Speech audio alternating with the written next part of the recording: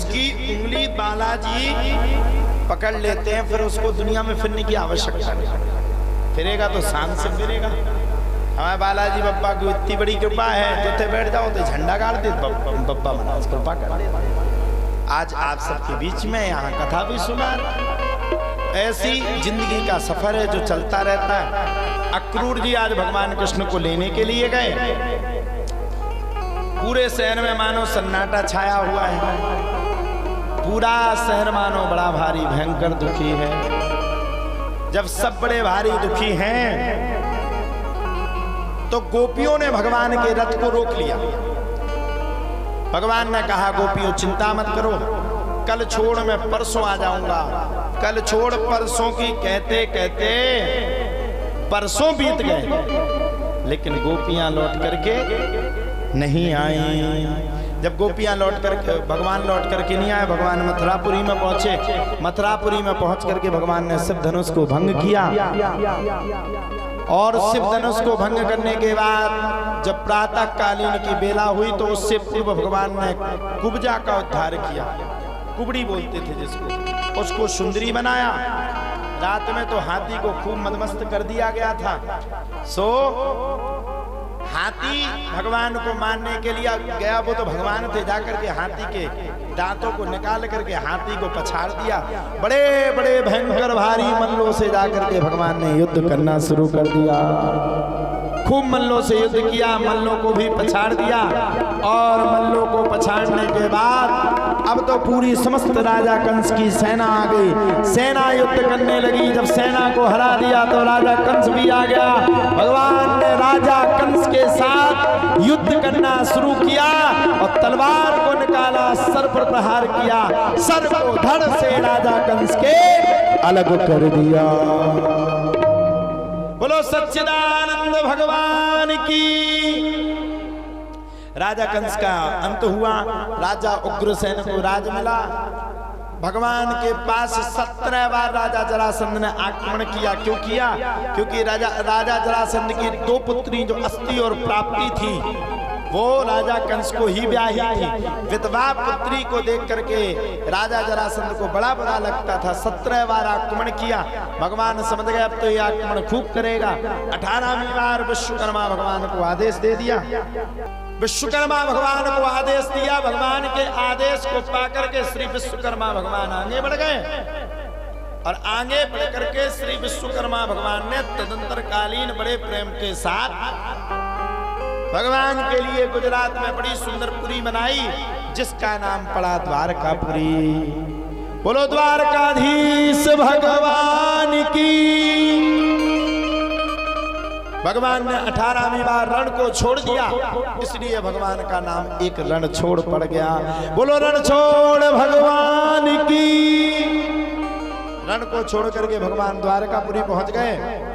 द्वारकापुरी का राज्य स्थापित किया। भगवान ने अपने बड़े भाई बलराम जी का विवाह रेवत की पुत्री रेवती के साथ किया। अब भगवान के विवाह का समय आ गया।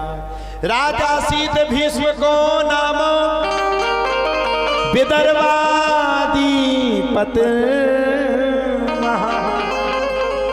तस्य पंचा भवन कन्यका च वराननः। विदर्भ देश के राजा जो भीष्मक थे, भीष्मक की पुत्री का नाम था रुक्मणी। राजा अपनी पुत्री का विवाह द्वारकाधीश के साथ करना चाहता था, लेकिन पुत्र दुष्ट था। जैसे को तैसा मिले मिले नीच को नीच, पानी से पानी मिले सुमिले कीच से। भैया ये तो रुक्मिणी दौड़ करके शिशुपाल के साथ विवाह तय कर गया। इधर माता रुक्मिणी ने भगवान श्री कृष्ण को प्रेम पत्र लिखा। प्रेम पत्र अंग्रेजी में उखा काका जो तुमों का पता हुई, हम तो इतने बता सका लेटर, भगवान का लेटर है। काका लिखा खून नहीं, ऐसे ही है, कुछ ध्यान नहीं। खत लिखा है तेरे नाम का, इसके खत कछु अब तो मुझे तो पता नहीं है, मैं तो सुना रात एक इनकी जय हो जावे महाराज है कौन वे नैनन में श्याम समाये गए, इस साइड है वो महाराज क्या नाम ला ला ला ला ऐसे गाते हो हैं? खेमचंद है वो खेमराज हो, एक दिन सुना उनकी, हम बुराई नहीं कर रहे, हमारे लिए वो भी पूज्य है, ऐसा हम किसी की मन से तो बुराई करने, लेकिन हमने तो एक दिन देखा हुआ भगवान के किसी भी गीत को कह जाने कुटिया के पंछी बोलो सरा रा रा रा रा रा रा रा नैनन में श्याम से, हमने एक दिन देखा विचित्र एक्टिंग करते हो, विचित्र अच्छी एक्टिंग करते समाये गई। आप लोगों ने देखा उनको लाल कलर के कपड़ा पहने रात में, हमने एक दिन देखा, हमने कहा धन नहीं, संत समाज का अच्छा नाम उजागर कर रहे हैं। महाराज जी से कोई बुराई नहीं है, लेकिन महाराज जी से निवेदन है भागवत गद्दी पर अगर आप विराजमान हैं तो कृपया ऐसे शब्दों का प्रयोग न करें।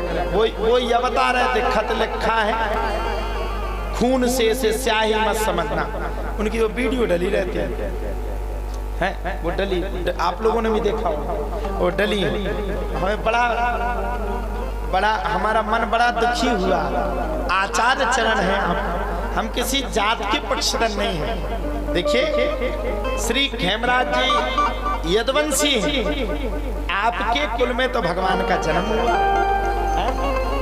यादवों के कुल में हुआ, हम तो यादवों के कुल का गुणगान गा रहे हैं, और कथा करने का सबको अधिकार ब्राह्मणी को नहीं है, जो वैष्णव युक्त है उसको भी कथा कहने का अधिकार है, एक जात को नहीं। अभी पीछे एक कांड हुआ था, इटावा कांड, उसमें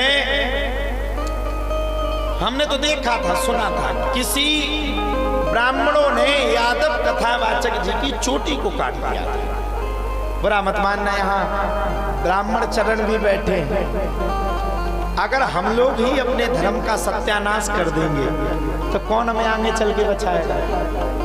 आप लोग बताइए, यहाँ तो हम सब ब्राह्मण कहते हैं कि हिंदुओं को चोटी रखना चाहिए, कहते ना, तो यहाँ हमने किसी की चोटी काट के उसको अपमानित कर दिया। अरे भैया, वो भगवान की कथा ही तो कह रहे थे, 4-5 वर्ष से कि 10 वर्ष से वो घर भी नहीं जाते थे। जब वो घर नहीं जाते थे, साधु वेश में थे, तो जाति ना पूछो साधु की, पूछ लीजियो ज्ञान, जाति न पूछो साधु की, पूछ लीजियो ज्ञान। अरे वो साधु वेश में थे, और फिर भी अगर आपको कथा नहीं करवानी थी तो चोटी नहीं काटते, उनको दक्षिणा देके विदा कर देते। महाराज जी आपसे नहीं सुननी, किसी ब्राह्मण से सुननी, कोई बात नहीं, लेकिन चोटी का काटना गलत है। मैंने इस चीज का विरोध किया था, कई ब्राह्मण जन हमसे दुखी हो गए थे, नाराज हो गए थे, लेकिन देखो भैया, हमसे तो सत्य बात कही जाती, जो सही है तो सही है, और जो गलत है तो गलत है। तो भगवान के विवाह का समय आ गया, शिशुपाल के साथ विवाह तय हो गया। माता रुक्मिणी ने भगवान को एक सुंदर सा पत्र लिखा जिसका नाम था प्रेम पत्र। भगवान श्री कृष्ण ने उस पत्र को सुना, और पत्र को सुनकर के भगवान श्री कृष्ण रात्रि के समय में ही द्वारकापुरी की ओर प्रस्थान कर गए। इधर बारात आने के लिए तैयार हो गई। जैसे ही बारात आने लगी तो माता रुक्मिणी चिंतित थी।